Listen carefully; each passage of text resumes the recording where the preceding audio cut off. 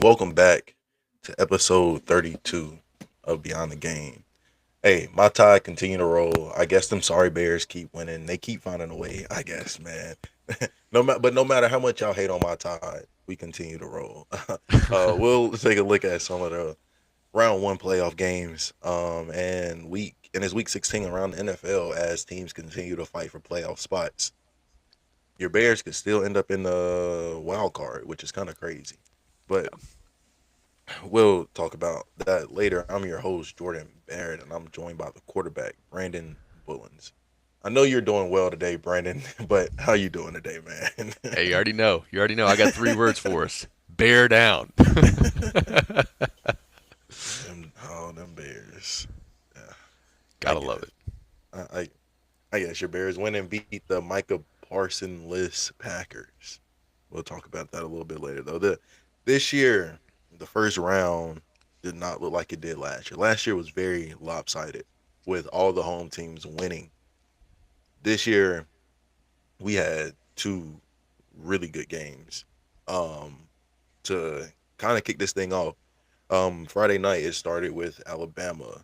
Um, Man, they came back down from down 17 against Oklahoma, and then it was a gritty defensive battle down in College Station where Miami beat Texas A&M 10-3. I That was just a bad football game. We'll talk about the missed kicks and all those interceptions, but all I gotta say is all season long, I have been right about Texas A&M. I've been saying Texas A&M is sweet. Jarrell informed me that that I can be biased in the things that I say, and I understand it. But he agreed with this too. My takes aren't ignorant. Like, yes, they're biased, but they have good reasoning behind them. But everybody was picking Oklahoma to beat my Tide, and I said I don't understand how you pick a team to beat a team that they beat, even though they were on the road. They beat them after by 2 points. They needed a game winning field goal after a team had four turnovers, Brandon. That's not winning football. Like, that's not a winning style of football. Correct. Like, go ahead. Uh, And I mean, I think a lot of people had forgotten that point. They just see, okay, win loss.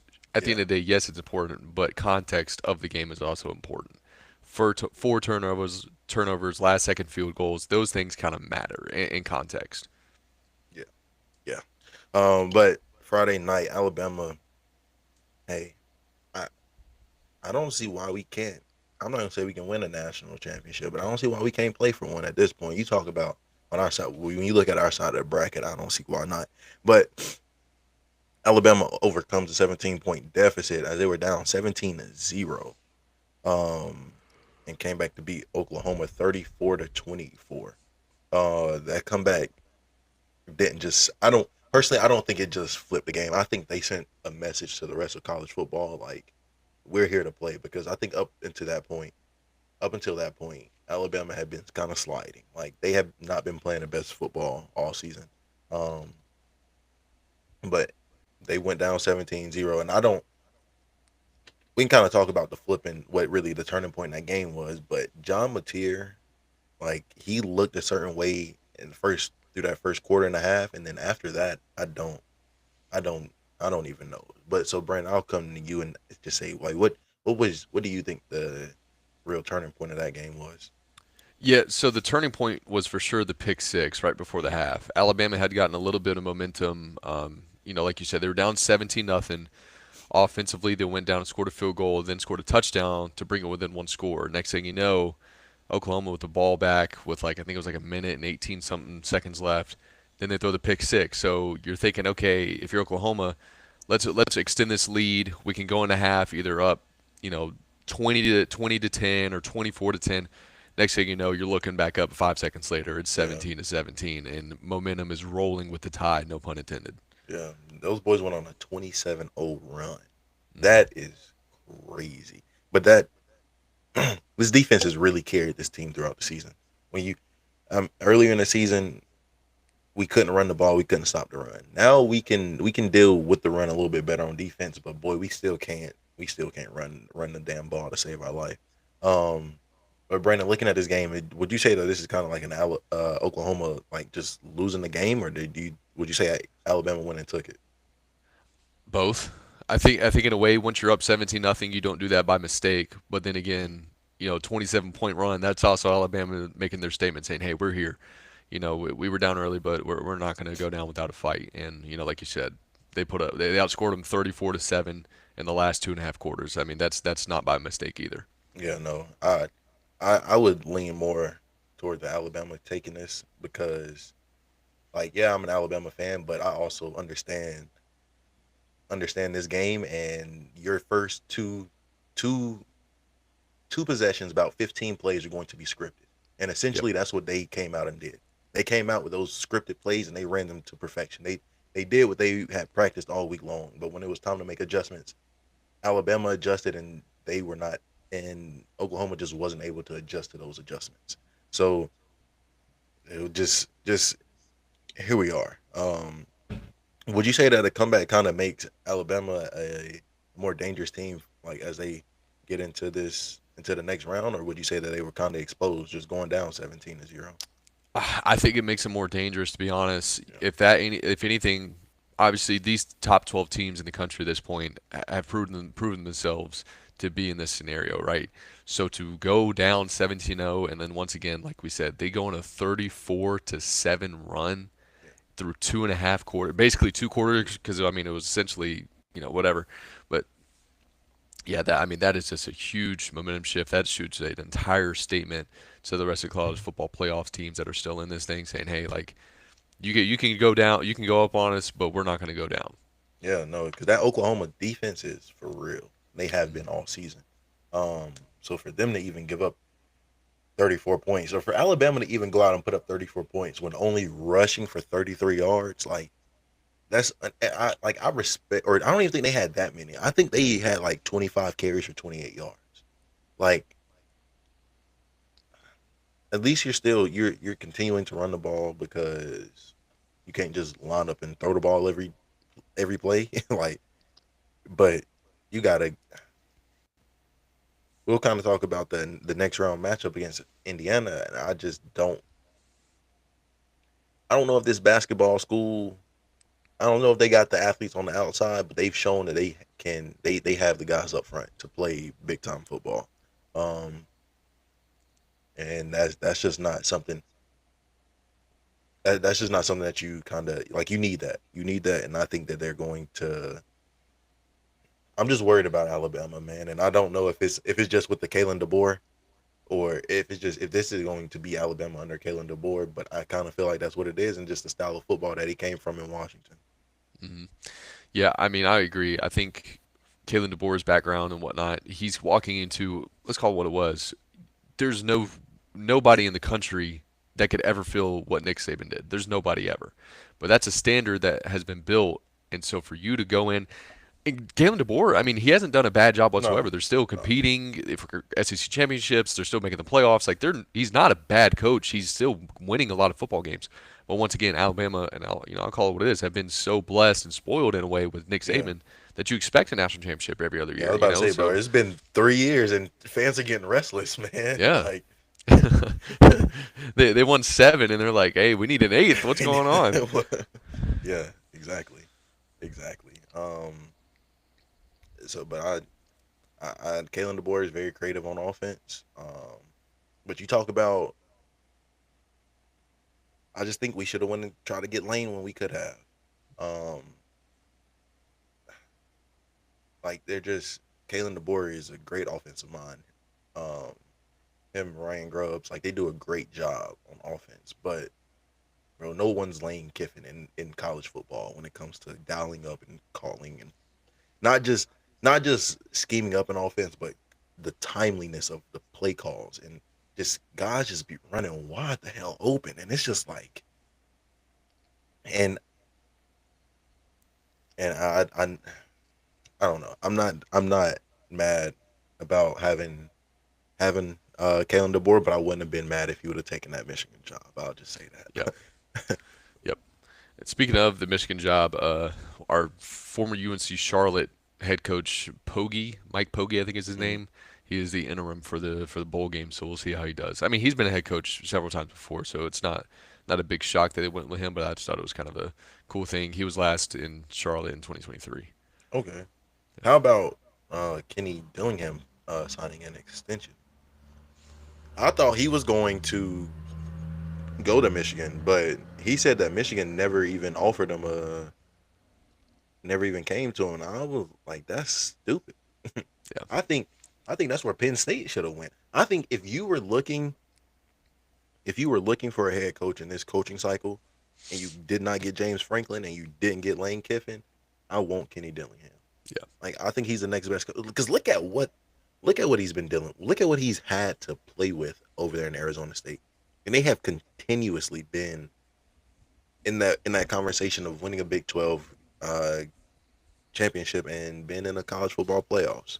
But And they I had digress. arguably the best running back in the country last year with Cam Scatabo. So it's Yeah. one of those things of like he's putting out wins, he's putting out players. I mean, what more do you ask for? And probably putting out the best quarterback in this year's transfer portal. Mhm. You know what? Let's talk about that for a second. We can get to the rest of these games. We'll get to the rest of these games in a second. Have you seen the amount of players, quarterbacks specifically, starters at other programs hitting the transfer portal? It's insane. You It is cannot, absolutely insane. you, I don't care what anybody says. You cannot tell me that it's not about money. Oh, 100% is. At this point, it You 100% is. cannot tell me it's not about money. There's no kid in the country that has a good season, especially at the quarterback season or the quarterback position, and it says, "Hey, next season I want to go get a bag. Let me put my name in the portal, see what's out there, and if they throw a million, 2 million, 750,000, okay, cool. Now I'm a millionaire at what 20 years old. Like, how am I? You can't blame me if you're turning it down, but it also, once again, it just makes it to the point where you have this oversaturation of the quarterback market where you have 25 dudes that can all play, trying to all commit to one school. It's And you're crazy. not gonna tell me at this point, like, we're not just playing musical chairs. Hmm. Like, we're just changing quarterbacks at this point. Like, I just don't like you talk about let me I want to be correct when I say this. Like, but you're talking about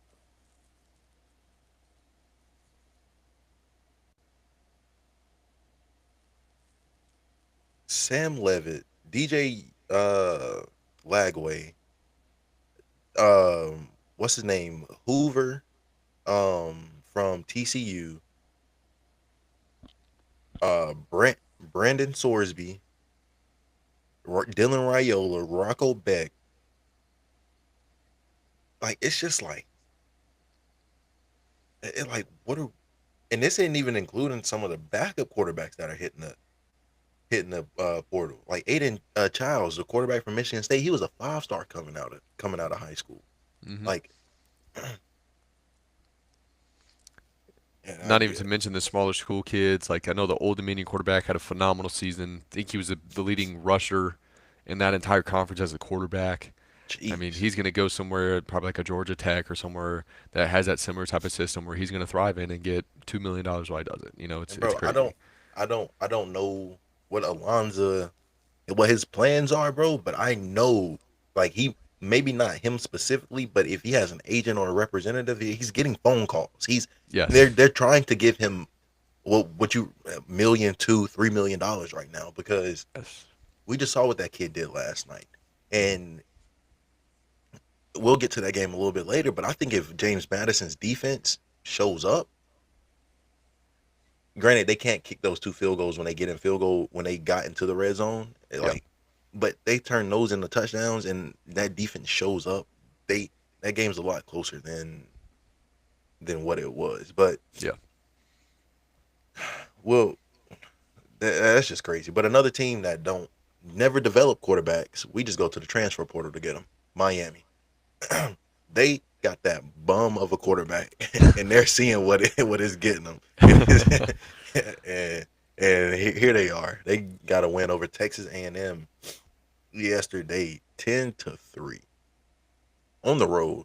I mean, it's the playoffs, so it's just let's find a win and we can correct this when we get out of here. But brother, brother, if Marcel Reed wasn't playing so bad, I don't know that Miami wouldn't have wouldn't be at home right now. Like just but Brandon, you kind of talked about it. Was this more of Miami's defense or was this a defensive battle or were the quarterbacks and the offenses just playing that bad? I would like to think it's more defensive at this point. You're looking at, once again, these are two teams that absolutely deserve to be in that playoff. They did proven that they have at least a competent defense and can stop some pretty big plays and explosives and make great turnovers and whatnot. So I'd like to think it was a defensive battle, but then again, like you look and it's only 3 points. I don't care who you're playing. If you can only put up three Three points, that's points? a lack of offensive production at the end of the Three day. points? Yeah, Yes. Very much so. yeah. Like I don't, you probably played in some of these games. Like you go into a game, you expect it to be a certain way, and you look up at halftime and it's like 3-3, or at the end of the third quarter, it's like 6-3. Like it's just an ugly game. You're driving up and down the field, but you're just not getting the points, any and so that points. might have been a scenario too. How many So field goals did we have missed? Texas A&M missed I heard both schools three. had missed at least three yesterday. Yeah, That's tough. yeah. That's And, tough. and if you make two of those, you're at a 10-9 game, and Yeah. one more stop, and you kick another field goal, you win. You know what I mean? Like, But it doesn't help that your quarterback went. I mean, he didn't play terrible. He went 25 for 39, but he had two interceptions. I mean, they didn't run the ball particularly well, which is why you see him throw the ball 40 times and only average 6 yards a pass because you're getting a lot of RPOs just as an extension of your run game. mhm. At that point, and Marcel Reed was also their leading rusher. He had, I mean, some of these are sacks, but 15 for 27, and he had the most rushing yards at 27 yards. Like no 0 points were scored. There's just nothing to like. Brandon, There's can nothing. Miami continue to win like this? Man, I don't think they can. You can't put out a product like that and expect that's the winning No, recipe. no, You can't expect that, no. especially the teams that they're going to face continuing moving forward. There's no way. Do that against Ohio State. Jeremiah Love gonna give you 14 by himself. Mm. Do that against Jeremiah Love. I I'm honestly on Miami side on this one. I want Miami to go in there and beat them, but we'll pick some games a little bit I will later. say the one thing about Miami is that I'm glad they won this game, so all the Notre Dame fans could shut up. Shut up. I I'm agree. sick of it. Sick of it. Bro, the the bitching and moaning that was happening as when Alabama went down 17-0 on social media was ridiculous. And they went quiet. They went quiet after Bama came back and won that game. But it Hey, was ridiculous the way that they were 5 minute acting. game time. 5 minute game time flips a lot of people's minds. Oh yeah. Going on a 17-point run like that, oof, it got real spooky out there. But what do you think Miami's odds are of winning a national championship? Because I don't Realistically, personally, I don't think that they were one of the 12 best teams in the playoffs, and I don't think Miami was either. yeah, Honestly, I mean not Miami. I don't think Notre Dame was either. It's just the lack of schedule that y'all play, and of course you're going to look dominant. But go ahead. yeah. Yeah, realistically, I don't see them doing it. I don't think they have enough offensive firepower. I don't think they have a good enough defense to go out and compete against an Ohio State, against the Indiana, against the Bama week in and week out because that's what it is from here on out. There Yeah, is no we're not going to play the group of 5 or the FCS school next round. No, man, like you're going to have to go you're play one not of those playing schools. Pitt next week. You're Exactly. you're not playing NC State. No, like Yeah. So and realistically, I think it's pretty low. yeah, yeah. I mean, their best player on offense is the freshman, and we saw him make a freshman mistake yesterday. I mean, he made up for it in scoring the only touchdown of the game, but he had a costly fumble, a very costly fumble. And if Texas A&M's offense was hitting on anything yesterday, they would have lost that game. And so it kind of is what it is. Um, but as you were just talking about these group of 5 teams, we'll kind of take a look at them. Tulane didn't really show up to play yesterday. Mm, Um, they had multiple opportunities, I think, to make this a football game. Because it went from, granted, they went down 14-0, but it was 14-3 for the longest, and then it was 17-3 for the longest, and then after that, once they got into the second half, floodgates kind of just opened. Um, Ole Miss had a dominant win in that second half. They kind of did the opposite of what Oregon did in the second half. mm-hmm. Ole Miss won 41-10. Um, it was really, I don't want to say the only one-sided game because I think Oregon went up 31 points in the second quarter. Like, and it maybe have a tendency. We'll kind of talk about that. Just a tendency to take your foot off the gas pedal, but that's not what national championship teams do. But um, Ole Miss quarterback Trinidad Chambliss accounted for over 300 yards and 3 touchdowns. Um, I still don't know if I trust this team to be a contender without Lane Kiffin. Like I was just telling you, like, and I think you saw it at times yesterday. Is just like their offense got stagnant without him, and he's just that good of a play caller. Like they just got out of a lot of situations just because they were the better team. Mm-hmm. Um, but I guess that leads me to like Brandon. Do you think this was just about Ole Miss being the the better team, or was Tulane like? Do you think Ole Miss is like an elite team, or just they just overmatched Tulane? I think at the end of the day, they just overmatched Tulane. I think if you pick and plug any of, I don't want to say any of the other 12 schools because if we'll call it what it is. James Madison walks in there and probably would still be a loss for the G5 school. But I think if you take any of the pretty much any of the other remaining college football teams and put them in that game, Ole Miss is definitely going to look more spooked than what they did against Tulane for sure, or excuse me, against Tulane for sure. Yeah, yeah, no, yeah. I'm interested in seeing Trinidad Chambliss in his next big game because the last big game I saw him playing in in was he at home or maybe he was on the road at Athens.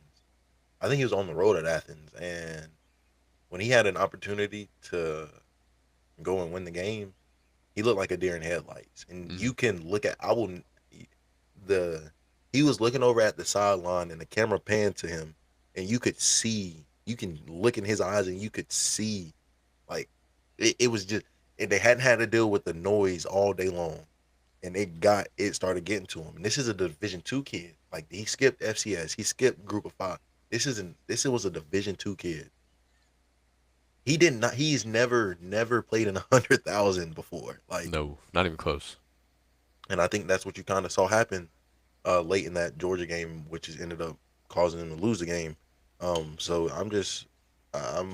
I'm interested in seeing, especially without Lane there because he made a comment talking about he needed his offensive coordinator, brother. No one believed, and they also made a statement saying that Lane wasn't like the primary play caller or something like that, bro. No one believes that. Yeah, Like, we. I think everybody in the country except the two or three dudes are gonna be like, no, that's not what happened. Is gonna say like, hey, Lane was the one making the decisions at the end of the day.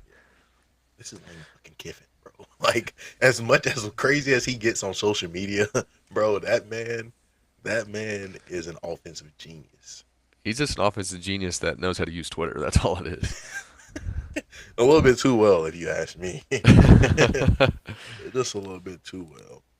Oh man, but just how many games do you think Ole Miss their style of football is going to get them past Georgia and into a national championship? I'm sorry. Before you, I don't appreciate them putting these SEC teams all on one side of the bracket, Yeah. and then you just put Bama up there. All right, but go ahead. Yeah, I mean, so it's tough to say because with Kiffin, obviously, you are focusing on a high-powered offensive scheme all the way throughout the game, right? No matter who you're playing. What?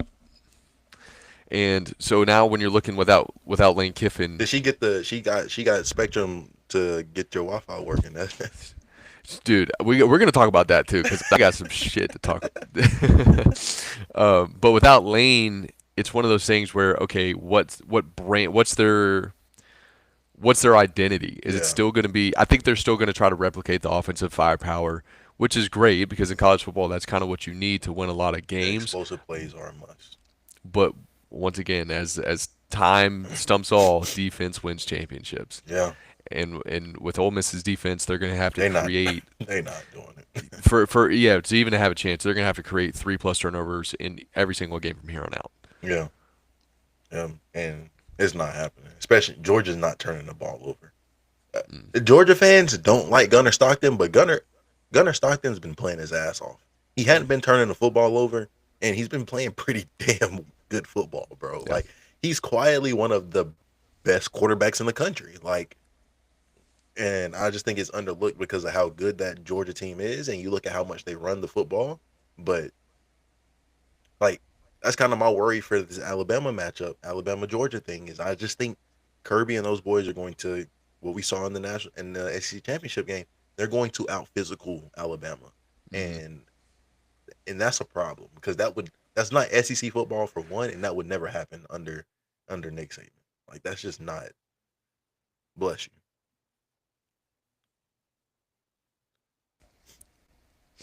Thanks. you.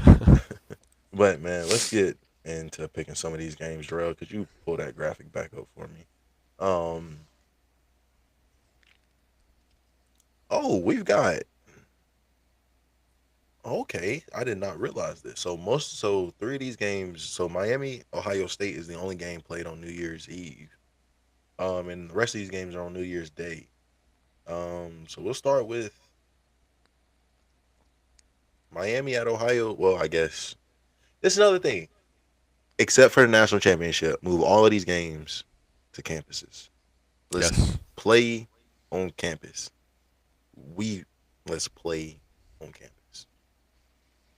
I'm all for it. I think the semifinals and finals definitely need to be on like a neutral site, but like dude, I first can second understand the round, semifinals.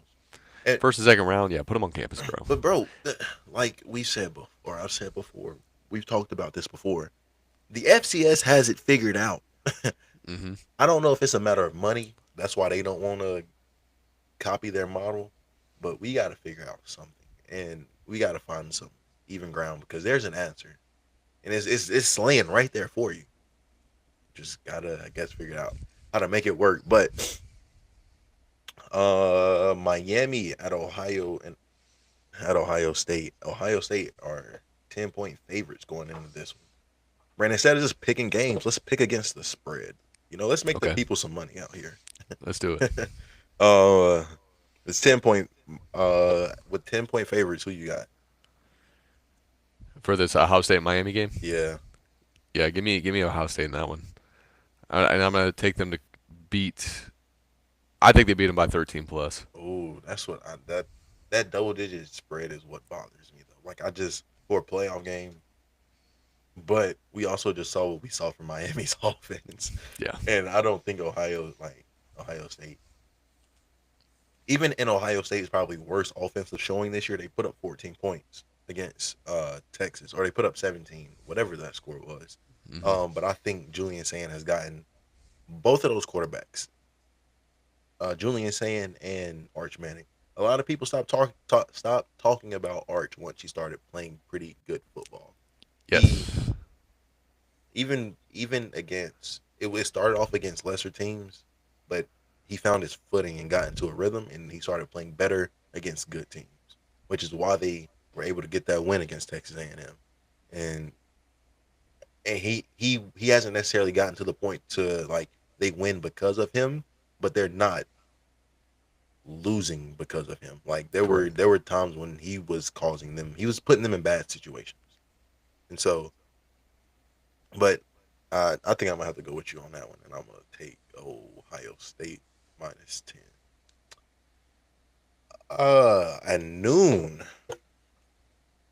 Jeez, I guess this gives us all day football. Noon is just kind of a. I guess that's a good time to kick off, but I kind of like that 1 p.m. slot like the NFL does. Yeah. It Noon gives you is enough just time. Like if you're waking up late, go get breakfast, come back. Football is just now starting. yeah, You're not already halfway through the first quarter. you know, or I just don't want to crack open a beer at noon. Like, I just got done eating breakfast, dude. I'm yeah, hungry. bro. But Oregon, Oregon is Oregon's only a 1.5 point favorite against Texas A&M. And I mean against Texas Tech, and I can kind of understand it because I don't think Texas Tech is that good, but I also don't think Oregon is either, as we Yeah. saw last night. Yeah. I'm actually going to take Texas Tech in this one. I think their defense has played phenomenal all year, and arguably they had the best defensive player in the country with their linebacker. I'm blanking on his name right now, but he Oh has yeah, he played. probably should have won Heisman. But go ahead. Yeah, yeah. No, I completely agree. I think he was the best player in college football this year, but especially on the defensive side of the ball. But either way, I'm going to take Texas Tech here. I think they are a better team, and once again, now granted, like you said, Oregon pulled the foot off the gas against James Madison. But James Madison also didn't just happen to put up 31 points So in the second half on their own. thank you, Like they did, that was pretty thank you. definitive. And if anything, it just proves that James Madison deserved to be in there because I think BYU goes and plays Oregon. It's a pretty similar result, you know. And if you ask me, I think like you're talking about Alonzo getting paid, bro. Alonzo was the better quarterback last night. Yes, he was I by don't. far. Alonzo Barnett was the better quarterback last night, and you can't tell me any different. Like, granted, Dante Moore at one point was 5 for 5 with 2 touchdowns, but bro, you just got the better athletes. Hmm. Alonzo he did not turn the ball over, which I think was big, especially in that game. Yes, I mean, oh yeah, I mean, they knew James Madison knew. Hey, we're gonna have to match them Yep. offensively. They knew that going into the game, and you already touched on it. If you come away with touchdowns instead of field goals for James Madison's first two drives of that game, you're looking at a 14-14 game halfway through the second quarter. Oh, but Like then all of a sudden, that final score is 51-48, or like 51. My bad, not 48. It's like 51. What I is think it that? was That was a 51, 12 point 30, difference. It's a 34. 40. Yeah, that's like a 46, 51-46, something like that. Yeah, yeah. And it It's like, come and on, but man. even if Oregon's up 34-14, that's a lot different than being up 34-3 or 34-6. Hmm. 34-14, we can string together some stops and we can get a win. And that's exactly what they did though in the second half. They strung together some stops. Exactly. Exactly. And I think the saving grace for Oregon was that they put up just one or two more scores at the beginning of the third quarter. Yep. And they just, if I'm telling you, one stop in Yep. that second half, James Madison now gets another opportunity to go score. And they, let's say instead of put up 31, they put up 38. Like, oh I shit. think James Now we're in a one score Madison game. not only showed that they belong, but they were the best group of 5 team this year. Oh, 100%. I don't I think. I don't think that Tulane. I think if Tulane and James Madison play tomorrow, JMU is I going to put think up James you could have 70 I think points they on could them. have Like, gone into but I think James Madison could have gone down to Mississippi and and beating Ole Miss. I just think Oregon. I just think Oregon. Who recruits on that side of the country like Oregon? You got Oregon and USC. Yeah, I was about to say USC is the only other one that comes to mind. You have Oregon and USC, and so I just think it just simply becomes a a talent disparity. I think now, granted, do I think James Madison beat themselves, especially on defense at times? Yes, but James Madison was coached very well in this game, Very. and I think they 1,000% had a if that second quarter specifically doesn't go the way that it does, they have an opportunity to win this game. I mean, granted, we saw the way they came out in the second half and played great football. I'm pretty sure they outscored them in the second half. Oh yeah, Yeah, yeah. They outscored him by 28. They outscored them 28-17 in the second half. yeah. So I mean, you're looking at a two-score differential there in the second half alone. What I mean, we've already said it, but if James Madison comes out with a little bit more firepower offensively, that's a different ball game. Different. And boy, I would pay to be a fly on the wall to see what kind of numbers they throw in that Alonzo today. Ain't no time, dude. And he put up what 4 scores by himself yesterday. I think Bro, three he pass, was 1 rush. dealing yesterday. Bro, not only was he dealing, bro, he was having a day. He had over 300 yards himself. Yeah. And people still want to say like, oh, group of five and yada yada. It's like, dude, bullshit. I mean, they got the best players, some of the best players in the country. We In the see it. country. We see it here tonight. I mean, yesterday. It's insane. Yeah, exactly. But I think I'm gonna go with you on that. I'll take Texas Tech to beat Oregon because I think Oregon got exposed by Indiana, and Oregon is sweet as they always have been. You Yep. know that O stands for zero national championship. Not just national champion. How many conference championships has Oregon won? None that come to mind recently. Maybe 2014. Did they even win that one? When they played, I was gonna say when they played Alabama for a national championship and got the doors Dog blown off of walked. them. Yeah. Like, golly. All right. Bama, Indiana. For the at the Rose Bowl, Indiana opens at a 7 point favorite. This is a tough one. I think the only doubt in my mind is that Indiana and Ohio State game.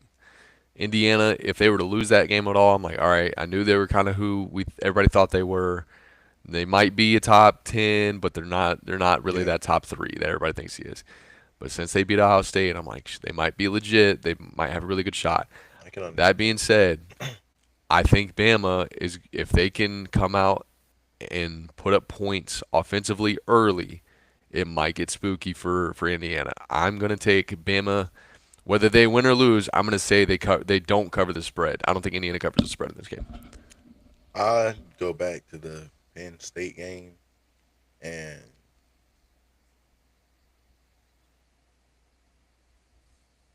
Indiana got out of yeah they got out of that game against Ohio State. Hmm. Granted, they put themselves in a position to win that game, but they got out of there with a win. They didn't go in there and handle Ohio State, and I Yes. don't. And granted, I do think Ohio State is going to year in and year out have some of the best recruiting classes, bring in the best players. But I don't think. I'm sorry. I understand Ryan Day has won a national championship, but I don't think there's any difference in the Ryan Day from 2 years ago before he won a national championship and Ryan Day today. I didn't think he could coach football back then, and I still don't think he can coach now. I just think last year he just had the more talented roster, the better team. He just blatantly better than everybody. Like that roster, you go player for player across the country. That roster, you had two NFL running backs. You had on defense. First of all, you have three NFL wide receivers, a whole offensive line going to the league.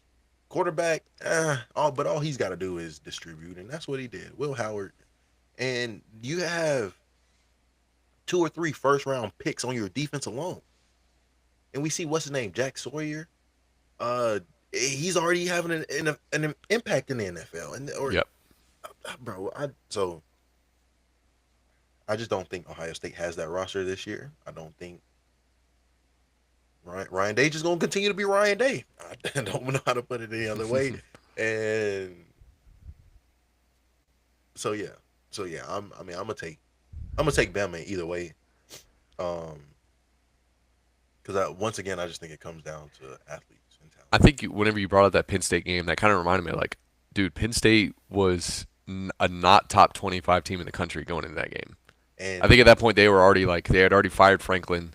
yeah, oh He yeah. was they were sitting at like 3-5 going into that game, and If it wasn't for that and outplayed crazy catch, Indiana and outplayed Indiana, and oh then yeah, literally the last play of the game, or 20 seconds after the game, they have the fourth down toe tap in the back pylon, the craziest arguably catch of the year. catch. But That's that's up there with the one with Jeremy Bernard had Friday. But yes, yeah, like it's just granted those Heisman moments that's why Fernando Mendoza got his Heisman. yeah. Just those moments, but they weren't the better football team, and it's just like they just weren't the better football team. Um, so yeah, yeah, we'll see. And boy, if we get an Alabama Texas Tech semifinals, boy, you might as well go ahead and send us to the national championship. You might as well go ahead and send us to the That game national. would feed the South for a good 2 years. Man, and then the last game of the new year is going to be Georgia and Ole Miss. Georgia opens up with at 7-point favorites. Brandon, who you got? Yeah, I think Georgia is going to take that one. Kirby Smart, great coach. I think they have a better roster, talent wise. I think Georgia covers that. Yeah, unfortunately, if I had to be real and I'm putting my money on the team to win a national championship, it's going to be them damn Bulldogs. Yep. They're playing the best football at the right time, and that's what it's all about. They're healthy. Their pass rush hadn't showed up all season, but damn, it came alive against Texas, and they have not gone away since. How do you beat Alabama? Rush the passer. Don't allow them to throw the ball because they damn sure can't. They can't even turn around and hand it off. Let So me ask you this: is Alabama blitzing the quarterback enough in your opinion? no, I agree. no. I 100% agree. K Womack, bro. I don't think he's a bad. I don't think he's a bad. What I'm. I think this applies for Kalen DeBoer and K Womack. They have better athletes than they've ever had to coach before. They're trying to do things that I'm not gonna say never done before, but they're trying to do. I just feel like they have the better athletes at every position, and that's just not the case because they're coaching the best athletes that they've ever coached before. But that's not Hmm. the case because you got a lot of those same guys on the other side. This isn't this isn't the Pac-12. What you were playing in, this is not that. Like, and Yeah, it's just this isn't that where you got two, three teams that just head above heels better than everybody. No, correct. no. So I mean, any given Sunday or any given Saturday in the SEC. and and so just to answer your question, like, no, I don't, and I not just that. I don't think we bring enough simulated pressures. I don't think we give enough looks. I think we no we got John Mateer with that pick six. They definitely showed cover three and rolled to cover two at the end, like right before the snap, and corner started to bail like he was in cover three too, and boy did he break on that. But it was a I would just like to see more creativity on defense, whether it's corner blitzes, whether it's just showing blitz or like we're showing blitz from the left and bringing it from the right. Like I don't know because I just don't. I mean, granted, our defense played well all season. They haven't been giving up a lot of points, but I just feel like we don't take the ball away enough. We're not opportunistic on the defensive side of the ball, and to win the national championship, you're gonna have to be, especially when you can't run the football. Hmm. Can't run the Hmm. ball, Yeah, which is insane. I think over the last two games, Bama has what less than 30 yards rushing. bro. Bro, we had 28 last Friday. We had Brandon.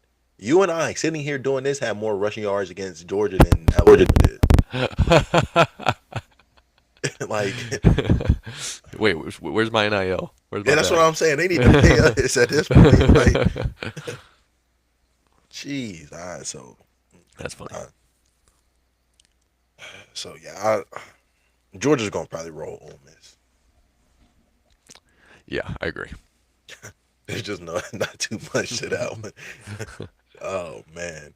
But let's look at some of these NFL games, bro, because it's heating up in the NFL. Your Bears got a pretty good damn win last night. Honestly, like as much as I'm not a Bears hater, but I know Jamad's a Bears fan, so Yeah, yeah, like, yeah. so it's just like I don't. Yeah, I enjoy it, especially when y'all and the Packers are good because that's a good game. That's good Yeah. for the rivalry. Oh, go ahead. I was gonna say like with the Bears and the Packers being the oldest rivalry in the NFL, and I'm biasedly saying, unbiasedly, whatever you want to look at it, I think the NFL just is a better product when the Bears and the Packers are both good at Yeah, the same time. Because like you said, it's the oldest rivalry. Two northern teams, right? Like so, it's always gonna, especially they're always playing like December or whatever. So it's gonna be that playoff football atmosphere game. And we saw that the last two times that they played. Obviously, don't they? one time in Lambeau it was a close game, and then this time yesterday another close game. Yeah, don't they play again in 2 weeks? This was the second. Yesterday was Okay. the second of the 2 weeks. Yeah, Oh, okay. Oh well, y'all they didn't set y'all schedule up like they did ours. Why we got the Eagles twice in 3 weeks at the end of the season? I mean, kind of understand why they did it because they were expecting us to be better than we were this year, yeah, and they wanted those last 3 games to really matter. But like, bro, a division opponent 3 times in the last 2 times in the last 3 weeks, like that's you're talking about right before the playoffs too. Like yeah, exactly.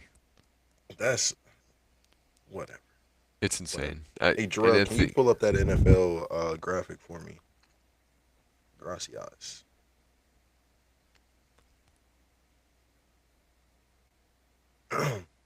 But we can start with that Bears game, because y'all were down what 16-3, 16-9 or something like yeah, we were down 16. I know for a fact 16-6 at one point. It might have been 16 to maybe it was three. 16-6, yeah, sixteen Yeah. to six, and bro, it's just these aren't the same old Bears, man. Go ahead and talk about your Bears and what Ben Johnson is really doing for those boys. I I am honestly perplexed on how in the world we continue to find these ways to win. Because I mean, so just so you to give context, the Bears last night broke their franchise record for most comeback wins in a single season. That's six. It was 6 games, right? You look at an NFL season, you have 17 games. You mean to tell me that more than a third of those games you are down late in the fourth In the quarter fourth and quarter. find a way to win? Like it's absurd, right? And I'm glad that we're winning. It's a recipe that seems to be working, but it makes me so fucking nervous as a Bears fan week in and week out that Yeah, we're down by 10 points to the Giants with 2 minutes left. We're down 10 points to the Packers with 2 minutes left. We're down, 5 points to the Bengals with 20 seconds left, and it's like, and somehow we pull out these wins. It's a miracle, to be honest. I'm glad we're winning. Um, it felt good to get another win against Green Bay. First time, I think it's the first time in 20 probably like 20 years. years, Yeah, 20 years that the Bears have a better record than the Packers, like head to head. Like we played 3 times this year. Bears are 2-1 against the Packers this year, so that felt good. yeah. Man. I'm just, yeah. These aren't the same old Bears, man. I mean, Caleb Williams. I mean, a lot of it has to do with Ben Johnson and his way of scheming up these run plays. Like he's Yes, scheming. It's not just turning around and handing the ball off. No, he's scheming up these run plays. yes, Um, and it's taking a lot of pressure off of Caleb Williams, and he's playing, bro. Everyone's really ready to. I mean, I was one of them because I don't. I thank the Bears for drafting Caleb Williams before Jaden Daniels. I said thank you, mm, like, but he's showing he's not a bust, bro. He's not what what we thought he was last year, and like a lot of it has to do with running the football. And you just saw last night at times he's I think he's doing now what you want to see from a young quarterback and not turning the ball over, and at times just showing you little glimpses of what he can be. And that ball that he yes, threw to DJ Moore yesterday was what you want is what Caleb. This is what he was drafted this was what they were wanting when they drafted Caleb Williams. Like Yes. this is what you were. I mean, it's not him running around playing backyard football anymore. No, he's playing structured, getting to his 3-5 top one five in a hitch or getting to the top of his, and he's letting it go, and he is delivering the ball. That arm talent is undeniable. It's real. It's so real, man. And like you said, the backyard football part of it, he is a master of the escape. He's elusive, and those are the things that you want out of a young quarterback. I mean, he reminds me a lot of how Russell Wilson was when he first got into the league. Yes, I can. Just of how Yes. elusive he is, and I would even say he has more wiggle than Oh Russell yeah, does. He's a better runner, probably and faster so too. Yeah. yeah. So I mean, just overall, like you said, he's showing glimpses of what really could be finally a really, really good quarterback for the Bears for the next what could be 10, 15, 20 years. I don't think y'all just found a quarterback, bro. Y'all have a football team. Y'all have Mm-hmm. a team. Like I think maybe we can shore up that offensive line a little bit more. Mm-hmm. Um, maybe add some depth, especially at that linebacker position, because we've seen when Tremaine Edmonds and those boys are out, it can get a little rough. Yep. Um, but those are places where you can start to draft. Like you have a starting point when you go into draft now, and it's not just It's like, the what are well, your we need a whole needs? team. Everybody. Yeah, Yeah. like only thing we think we have a quarterback. Like we got a few good corners. Mhm. But other than that, and we got a few good receivers. But like you But said, now you're matching it well. You're meshing it well with a coach yeah, that understands that NFC North very well, knows how to win in that division, and with the talent that they're getting now, especially it's not just Ben Johnson. The defense coordinator's doing a oh phenomenal yeah. job too, leading the league in turnovers, like all that stuff comes into play as well. Oh, Colston Loveland saving somebody's job too. Oh, for sure, for sure. Because I mean, at granted, he's not playing anywhere near Tyler Warren, but he's playing good football. Hmm. Hmm. I It's agree. still stupid that they. Oh, go ahead. No, I agree. I still think when I would say like the first half of the season, I'm like, dude, we should have picked Warren. But now, like, if it's going to be a little bit more of a long-term project with Loveland, and he turns out to be a much better, or not even just much better, but just like a good football player, I can't be mad at it. Yeah, yeah. I think he's going to end up being a good football player. Hmm. I just think Tyler Warren's a generational talent. Like Hmm. Tyler Warren's going to be when it's all said and done top five, and I don't know that he's going to be 4 or 5. I like Yeah. he's going to be up there with the Tony Gonzalez, with the Travis Kelce's, with I'm, We'll have I to was wait and about see. to I was We'll about have to to wait say and see. I was about to say a contra. Aaron Hernandez was controversial, but that boy, but that boy could play some football. There's a That joke. boy. There's a joke to be had somewhere in there. So, uh, but going back to the Warren thing, if the Colts can actually get a quarterback that's not going to competent be quarterback. 45 years old, or Daniel Jones, maybe he'll have a really good career. Hopefully he does, but either way. I, but I just look at him as like another Brock Bowers, bro. Like Mm, I'm talking about. I knew Brock Bowers was different when I was watching Georgia play somebody. It's probably like week 4. This was before I think like first national championship. Called a seam. It was cover 2. They put the ball right over the line. Quarterback. It was man, why can't I remember his name? is it, Stetson Stetson Bennett. Bennett. Yes. Stetson, beautiful throw, layers it over the linebacker. He catches his jump in between the safeties and outruns the safeties. You don't see that from Ooh, tight ends. You ooh. don't see that from tight ends. There's no reason you're 6'6" and running that fast, dude. Split the safeties. I said, "Oh no, that's different right there. That's not normal. That is not normal, man." But you know what's not normal is the What? game we saw Thursday night, bro. Ooh, dude. That Seahawks that Rams Seahawks game, bro. Sam Darnold, and he turned the ball over, but he played well when it mattered. If you're Minnesota, you're kicking yourself. Mm, You're kicking yourself. Matthew Stafford continues to solidify his MVP. He's the MVP, bro. He went 29 for 49 for 457 and 3 touchdowns. Like Puka at 12 catches for 225. What are we talking about? What are we talking? That is bro. He's wide receiver one. He Bro. is wide receiver one. And he passed Jackson Smith and Jigba in that game for Hmm. the most receiving yards in the season. And JSN had 8 for 96 in that game. Which is crazy. I mean, like you going 8 for 96, you're a first team All Pro. If you're going what 13 catches for two, like come on, bro.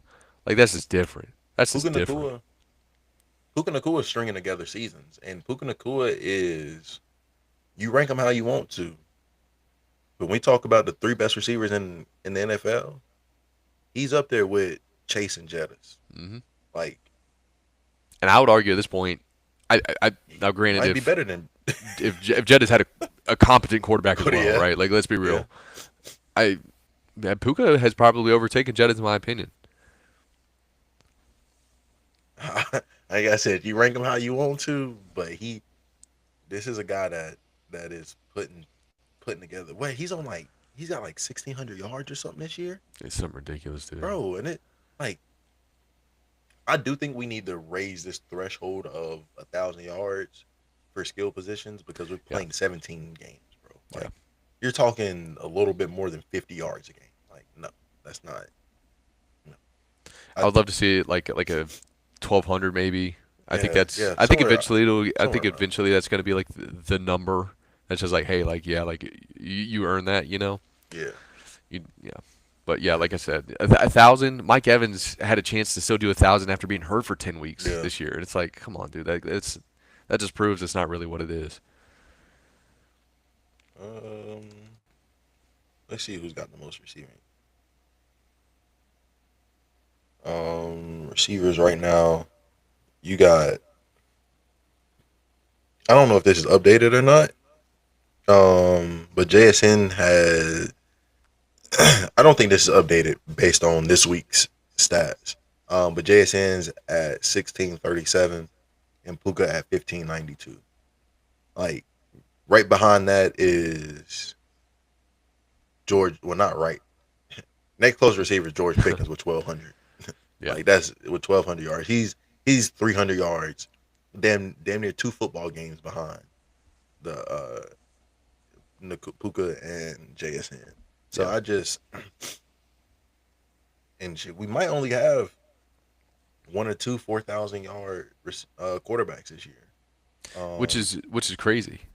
I agree, but I think uh, we've actually lived long enough to watch the game change and then go back. Like I think we've seen like that turn into passing is like, no, we can't do that. Let's go back to running the Yeah. football because like Yeah. you have to run the football to win games.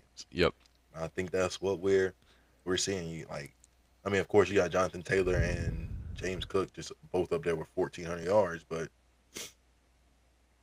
Derrick Henry still got 1,100. Like, And speaking of it's Derrick a Henry, he was in the times of where it's oh a yeah, pass heavy league, and he's still putting up.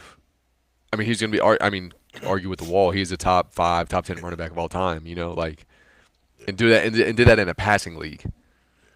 If anything, that just proves how dominant he really is. there ain't. You say top 5 or 10, but it's just like who Barry.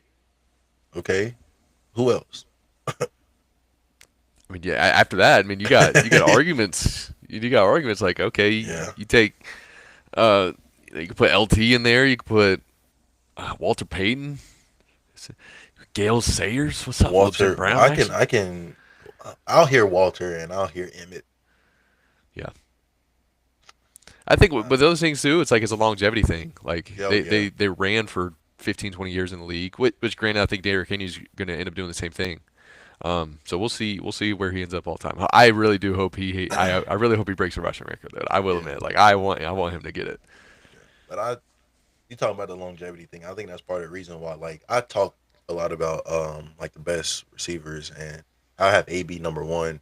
But Hmm. like really, like Jerry Rice is the only receiver to play fucking 20 years, bro. Yeah, He has a lot of records. He's done a lot of things that just never going to be like broken. Like he's got the most games with the catch, like all kinds of stuff, and it's just something stupid. Like it's something like you would have to play like 18 years and have a catch in every game for 18 years, and it's like who is productive for 18 years in the NFL, bro, And at like that face position? no injuries and like there's so many things that are just out of your control that have to go your way for you to even have a chance, you I know. think even with the injuries, like you look at somebody like Chad, John, like Ocho Cinco, bro, Hmm.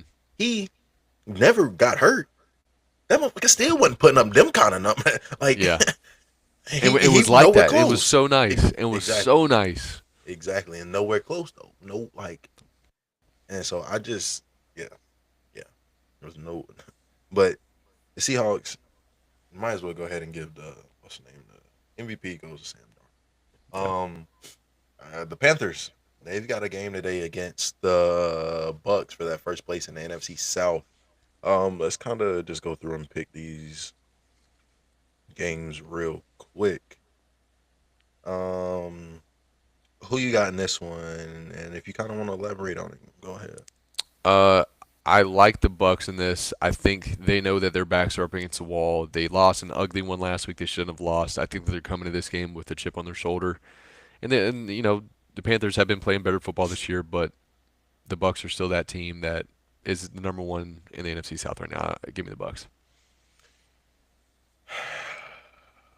What Bryce Young are we gonna get today? Mm. What what play calling are we gonna get today? Is an even better question. If Rico Dowdle don't have 25 carries, they're not gonna win this game. 25 might sound like a lot, but I think he deserves 25 carries. Yeah. He's what even has them in this place of being 7-7, tied with the um, Bucks for this first place spot. But I'll take the Panthers in that one. Lions, um, Steelers, Lions and Steelers. Steelers are first in the division. Hopefully they can win this and clinch the division. Because I also think they've got Baltimore. I think next week, but Baltimore has the Patriots today. Yes. We'll see how that goes. But Steelers at Lions, and the Lions are they're just trying to hang on with y'all two, the Bears and damn, who's the Bears, the Lions, the Packers. Yep. They just trying to hang in there with y'all, and Yeah. they're 8-6 and might not make they could end up with 10 wins this year and not make the playoffs. And that's the sad thing about how just much of a bloodbath the NFC is this year. There's going to be a playoff team that's gonna miss the cut, and unfortunately, I think it might end up being the Lions. So, in one sense, I hope it is the Lions. I don't, as a Bears fan, You don't want them like in the rivalry, playoffs. whatever. I don't want them in the playoffs. Yeah, you don't want them. But then again, also like if either way, picking this game, I think it's tough, dude. Steelers on the road. I don't. They both need this win. They both need it. Exactly. They both need it. I think this game is bigger for the Lions though, and with them being at home, I'm going to take the Lions to win this. Yeah, I want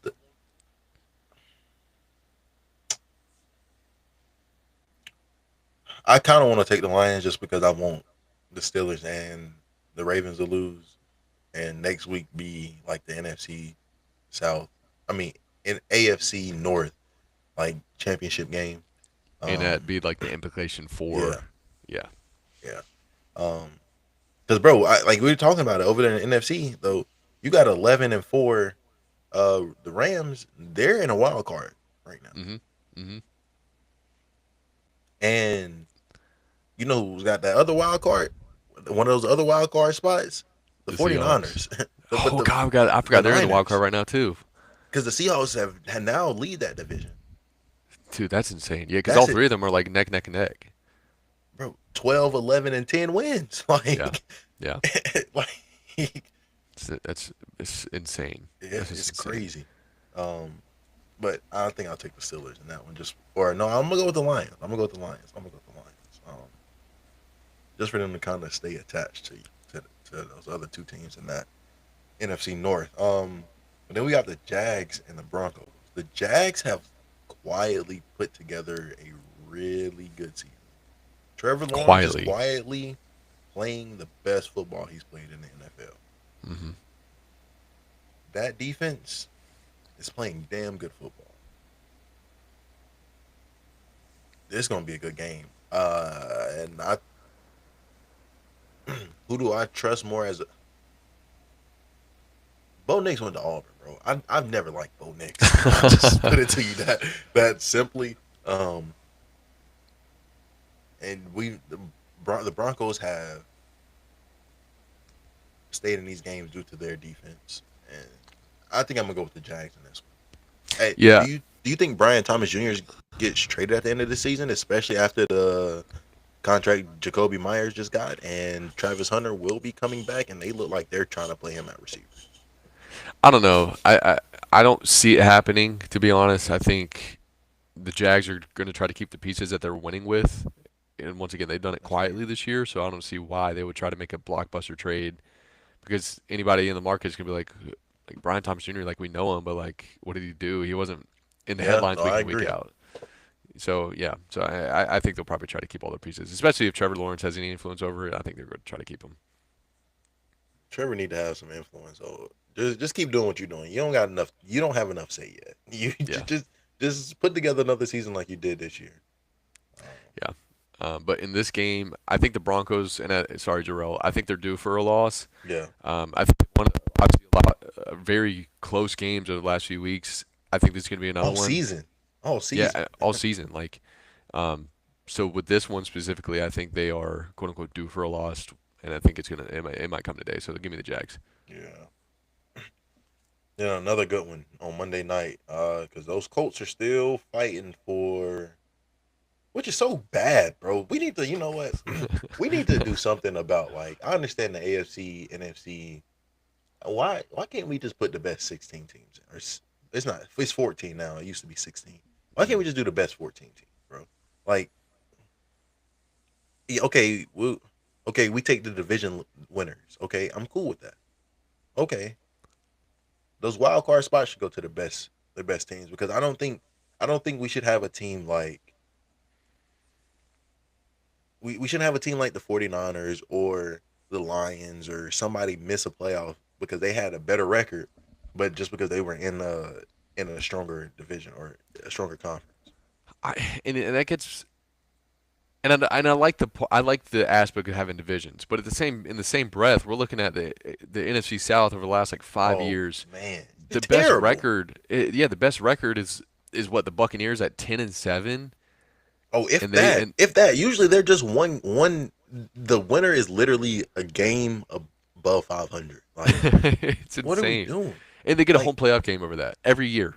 okay, I think they should. Okay, you win the division. Yes, you make the playoffs, but you shouldn't deserve to host the game. Yeah, yeah. Like Like you, that should be the 7 spot. You're on the if I'm a, road. if I'm about to be 12 and 4, 12-5, or let me not even say, if I'm in the playoffs and I know I can't even win my division anymore, what is the purpose of me continuing to play these? Like I'm playing backups because if I gotta go on the road to fucking Tampa Hmm. or I gotta go to Charlotte after they've had they wouldn't if they didn't win their division they wouldn't make the playoffs. And so Yeah, like exactly. And it's like, dude, that's a didn't Tom Brady's last year they had a losing record and still make the playoffs just because their 6 wins were against oh and the then their ended up winning a Super Bowl or something. and I was like, Like yeah. Yeah. it's like, Yeah. come on, dude. Yeah. And I think I'll take I'm gonna have to take the Niners, and the Niners are gonna kind of just end the Colts season just right there. It's kind of bad Yeah, that the Colts are 8-6, but it is what it is. yeah. After the Colts started off so hot this year, I thought everybody was gonna. I know everybody was saying like they might have a legit shot this year. I just don't see it anymore. Obviously, they've lost what 4 out of the last 5. Injuries have piled up. Coaching hasn't been great. Give me the 49ers. And you wasted. I'm not gonna say it was a waste. You went and got Sauce Gardner, and hadn't been able to do nothing with it.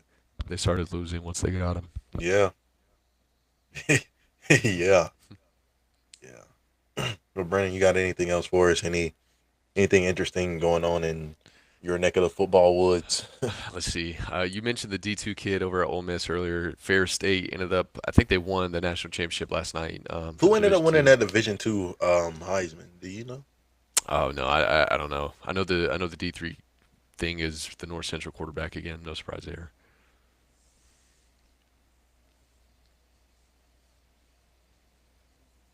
The Division 2 Heisman was. But why is this so difficult to like find? Harlan Hill.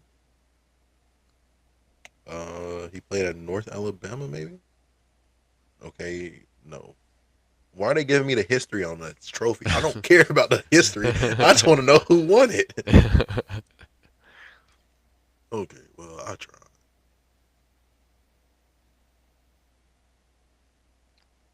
Um,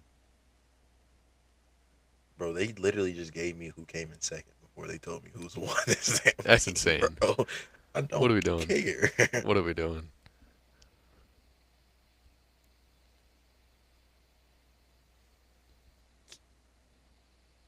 Okay, it don't. At this point, I tried. I tried. I quit. I give up. And we were talking about just HBCU games and stuff like that last week. They need to make all football like more accessible, bro. There's no Yes. reason why at any time I shouldn't be able to just watch a football game that I want to watch. We live in the era and technology that we live in. Every game is accessible. Mm, Like, let's just like make it accessible. As a matter, let's start signing TV deals with these Division 2 schools, bro. Like put them on. the FCS Division 3. Like, let's start putting some of this on TV, bro. Like, I understand. I understand that we might not always want some of these games over like the big time FBS games, but bro, when we have to watch Purdue play Rutgers on Fox, I don't want to. I would rather watch number 1 and number 2 or the better FCS or Division 2 teams play, bro. I don't want. Agreed. I don't. I 100% agree. And even if it's like a package deal, Yeah, like where it's like the between whole everybody like yeah, like versus the conferences or best of something. just call it the best of the rest, right? Like Yeah. FCS, D2, Yes. D3. These teams are going to get promoted this week. Next week is going to be these three conferences, like whatever it is, like and just rotate them through. I Bro, I would don't love to care see if you that. put their games on ESPN 2 every week, but it's Yeah, like you put the big games on ESPN and ABC. It's speaking to ESPN, hmm but because Fox only has, I'm not a big fan of what Fox does with their football. That's neither here nor there. Because that whole Big Ten thing, bro. I understand that ESPN has the SEC, but I just feel like Fox and the Big Ten, like they always on that like second best thing, and it's like, bro, you really only have 1 or 2 good matchups every weekend, and you're gonna put that at noon when yeah, it's like, okay, and ESPN or ABC is gonna have that prime time slot, and it's like yeah. they gotta like you gotta try to get more competitive with ESPN or something. Like I don't know, I don't know, but hell, even if Fox, you go do it. I mean, shit, because you're not like I said, ain't nobody's trying to watch Purdue versus Rutgers or damn Northwestern and Illinois. Like, come Yeah. on now, like, Yeah, like going back to your point, we would love to see, those early season matchups where those it's like the best D2 team going on and take on an FCS team. yeah. Like we would love to see that. Hell, put the fucking the D3 school who is it? Oh my God. Adrian. They went out and beat Valpo this year in the first game of the season. Oh yeah, like put that D3 on beat TV. D beat FCS. It's like we want to see that game. We don't like going back to your point. We don't want to see the week 0 Campbell versus God who knows, what like Exactly. whatever.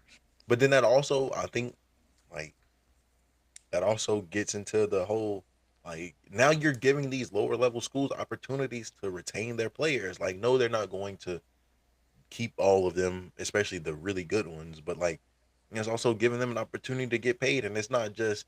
I don't really know. I'm not too familiar how it's working at lower levels, but I'm just pretty sure like these kids aren't getting paid much money. Like a lot of them are probably just they're taking their scholarships. Like this is like I feel like at the lower levels, you're Division 2, Division 3, even some parts of FCS is like this is still the same old college football at those levels. It's Yeah. just at these Yeah. higher levels where money's involved. So I think like let's get the smaller guys involved. Like I don't know. I can't be the only one that be coming up with some of these ideas, especially for like the playoff brackets and like the whole solutions for this stuff. Like there are people that make a whole lot more money than you and I do, Brandon, and that Hmm. just sit around twiddling their fucking thumbs all day Yep. instead of coming up with solutions. They're just sitting there collecting a paycheck. Like Willer said, they're just sandwich eaters, bro. Sandwich eaters, get them out of here. Sandwich Coattail eaters. riders. Golly. Oh man, but if you enjoyed the show, make sure you hit that like and subscribe button on YouTube. Drop some college football predictions. Who you think gonna win the national championship and playoff NFL playoff games? Who y'all think should be in the playoffs? Who y'all think gonna win? And yeah, even for the games today.